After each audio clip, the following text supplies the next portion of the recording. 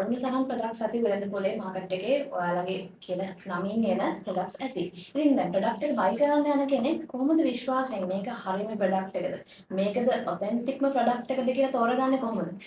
අපේ රෝතෝ ෆාමසූටිකල්ස් ජපන් ගත්තොත් එහෙම වෙළඳ සන්නාම 200කට ආසන්න ප්‍රමාණයකින් අපි දැනට ප්‍රොඩක්ට්ස් මාකට් එකට රිලීස් කරලා තියෙනවා ග්ලෝබලි.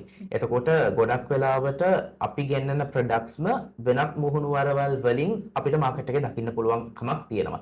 බෑගේජ් හරහා ලංකාවට ගෙනල්ලා වෙළඳපොළට නිකුත් කරනවා. අවලදී අපිට කියන්න පුළුවන් එකම දේ තමයි අපි ලංකාවට ඉම්පෝර්ට් කරන ප්‍රොඩක්ට්ස් වල අපි ක්වොලිටි ඇෂුරන්ස් එකක් දෙනවා. මොකද අපි මාකට් එකට රිලීස් කරන්න කලින් ස්ටෝරේජ් එකේ ප්‍රමිතිය, එතකොට ප්‍රොඩක්ට් එකේ ප්‍රමිතිය, කස්ටමර්ස්ලට අන්ඩර්ස්ටෑන්ඩින් පර්පස්ස් තියෙනවා. එතකොට ඒ පර්පස් වලට ඇඩප්ට් වෙලා අපි ප්‍රොඩක්ට් එක රීලේබලින් ප්‍රොසෙස් එකට යනවා.